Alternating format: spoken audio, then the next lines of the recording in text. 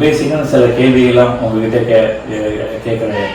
நீங்கள் எப்போ எங்கள் ஸ்கூலில் உங்களோட பணியை எப்போ தொடங்குனீங்க? எங்கே என்ன நீங்கள் என்ன இது சார் பிஏ எம்ஏ தமிழ் எங்கே உங்கள் கல்வி காலம் எங்கே தொடங்கிடுச்சு? எங்கே எப்படி ஸ்கூலில் எம்சிசி ஸ்கூலில் எப்போ டீச்சர் பணியில் அமர்ந்தீங்க? அது கொஞ்சம் சொல்ல முடியுமா? சென்னை பச்சையப்பன் கல்லூரியில் இன்டர்மீடியட் அப்படின்றது 2 ஆண்டுகளும், ஹானர்ஸ் பிஏ ஹானர்ஸ் அப்படின்றது 3 ஆண்டுகளும் படித்து அந்த ஹானர்ஸ் எக்ஸாம் முடித்தேன். ஹானர்ஸ் அப்படின்றது ஒரே ஒரு முறை தான் தேர்வு எழுத முடியும். அந்த ஒரு முறை தேர்வு தான் தேர்வாக இல்லையா அப்படின்றது முடிவு பண்ணுவாங்க. 2வது முறை எழுத முடியாது. அதனால் ஹானர்ஸ் கிராஜுவேட்ஸ்க்கு எப்போவுமே ஒரு மரியாதை உண்டு. ஹானர்ஸ் அங்கே முடித்த பிறகு சைதாப்பேட்டையில் இருக்க ஆசிரியர் பயிற்சி கல்லூரியில் என்னுடைய பிடி பிஎட் இல்லை பிடி பேச்சுலர் ஆஃப் டீச்சிங் அப்படின்றது அப்போ இருந்தது. அதை முடித்தேன். அதை முடித்த பிறகு உடனே 1962 ஜூன் 19ஆம் தேதி சென்னை கிறிஸ்தவ கல்லூரி பள்ளியில் நான் தமிழாசிரியராக படித்தேன்.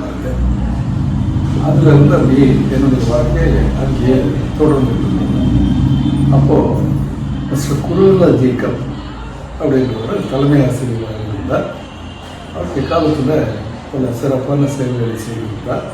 இந்த பள்ளிக்கு பெருமை சேர்த்தவர் அவர் அகில இந்திய ரீதியில் இந்த எஜுகேஷன் கமிஷன்ஸ் எல்லாம் போடுறதில் அவரையும் மெம்பராக போடுவாங்க. அவ்வளோ புகழ் வாய்ந்தவராக அவர் இருந்தார். இதில் வந்து பிஏ ஹானர்ஸ் சொன்னீங்க. இப்போ நிகழ்காலத்தில் அது வந்து எம்ஏ அதானே எம்ஏன்னு சொல்லுவாங்க. அப்போ 3 வருடங்கள் அந்த ஹானர்ஸ் பண்ணுறது ஒரே ஒரு எக்ஸாம் தான் இருக்குன்னா? ஒரே ஒரு எக்ஸாம் தான். 3 வருடத்துக்கு ஒரு எக்ஸாம். அது ஒரு தடவை தான் இருக்கும். அதில் வந்து வெற்றி பெற்றால் நீங்கள் அந்த வெளியே வந்துடலாம். இல்லைன்னா திரும்ப மறுபடியும் அதை நீங்கள் அந்த படிக்கலாம். அது சென்னை பல்கலைக்கழகத்திலையும் அண்ணாமலை பல்கலைக்கழகத்திலையும் மட்டும்தான் இருந்தது. அந்த 2 பல்கலைக்கழகத்தில் 2 பல்கலைக்கழகம் ரொம்ப ஃபேமஸான பல்கலைக்கழகம். அது கூட 1960 வரைக்கும் தான் ஹானர்ஸ் இருந்தது. அதுக்கப்புறம் ஹானர்ஸை எடுத்துட்டு இந்த பியூசி வந்தது. அதனால பியூசி பிஏ பிஎஸ்சி அப்படி இருந்தது. அப்புறம் எம்ஏ எம்எஸ்சி அப்படி கல்வி மாற்றேன். நீங்கள் வந்து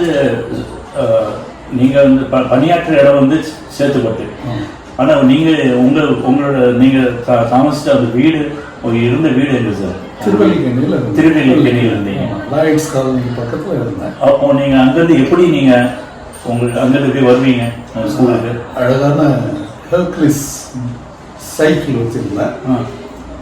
அதில் பள்ளிக்கூடத்துக்கு ஒரு 13-14 நிமிஷத்துக்குள்ள வந்து சேர்ந்தது.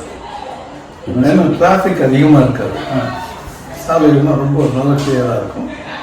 எனக்கு வர்றதுக்கு 13-14 நிமிஷத்தில் வந்து. நீங்கள் சொல்கிற திருவல்லிக்கேணி அந்த பார்த்தராஜ் கோயில்கிட்ட இருந்து? திருவல்லிக்கேணியில் கொஞ்சம் முன்னக்கும் தள்ளி லாய்ட்ஸ் காலனி சொல்லுவாங்க. நீங்கள் வர அந்த டைம் வந்து 13 நிமிஷம் 14 நிமிஷம் நேராக இப்போ சஃபேர் தியேட்டர் இருந்தது இல்லையா, அந்த இடத்துல லெஃப்ட் எடுத்து ஜெமினி ரைட், அங்கே அந்த பிரிட்ஜ் எல்லாம் அப்போ கிடையாது.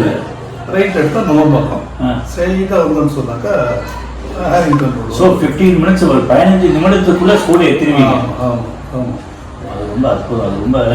அது ரொம்ப அற்புதமான ரோடு. இன்னைக்கு இருக்கிறது மாதிரி டிராஃபிக் எல்லாம் கிடையாது. அது ரொம்ப நல்லா ஃப்ரீயாக இருக்கும். ஃப்ரீயாக இருந்தது. நல்ல வேகமாக. அன்னைக்கு உள்ள பொருளாதார ரீதி கூட ரொம்ப கம்மியாக இருந்திருக்கும் இல்லை சார்? ஆமாம். உங்களோட வருமானம் கூட எவ்வளோ?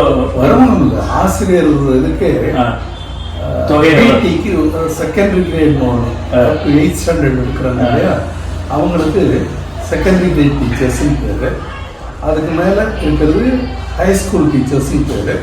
அவங்க பிடி அசிஸ்டன்ட்ஸ்ன்னு பேர். பிடிக்கு தனி ஸ்கேலு, செகண்டரி கிரேடுக்கு தனி ஸ்கேலு. இப்படி தான் சம்பளம் உண்டு. அப்புறம் ஹெட்மாஸ்டர்ஸு தனி ஸ்கேலு. இப்படி தான் சேலரி சிஸ்டம். நான் ஜாயின் பண்ணுற போது 140 ப்ளஸ் 15 மாத ஊதியம். ஆமாம். ஏன்னா நான் ஹானர்ஸ் கிராஜுவேட்டாக இருந்ததுனால மிஸ்டர் குருவில்லா ஜேக்கப் எனக்கு 2 இன்க்ரிமெண்ட்டு ஒரு வருஷத்துக்கு 5 ரூபா இன்க்ரிமெண்ட்டு, 2 இன்க்ரிமெண்ட், அதான் 10 ரூபா கூட சேர்த்து கொடுத்தாரு. அது ரொம்ப அதிகம். எனக்கு 150 + 15 அப்படின்ற ஸ்கேலில் எனக்கு ஃபிக்ஸ் பண்ணி கொடுத்தாரு. அந்த காலத்தில் அது பெரிய தொகை. அந்த காலத்தில் தங்கமே 75 அவ்வளோதான். அதனால் அந்த இதனுடைய மதிப்பு என்னன்றதை இடம். அதே மாதிரி நீங்கள் ஸ்கூலில் கடைசியில் நீங்கள் ரிட்டையர் ஆகும்போது அசிஸ்டன்ட் ஹெட் மாஸ்டர் இருக்கீங்க சார்?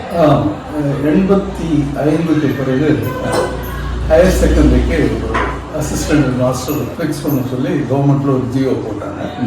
அதனால் நான் சீனியர் மோஸ்ட்டாக இருந்ததுனால எனக்கு அந்த பதவியை கொடுத்து நான் அந்த பள்ளியில் பணியாற்றியதுக்கு ஒரு பெருமை சேர்த்தாங்க.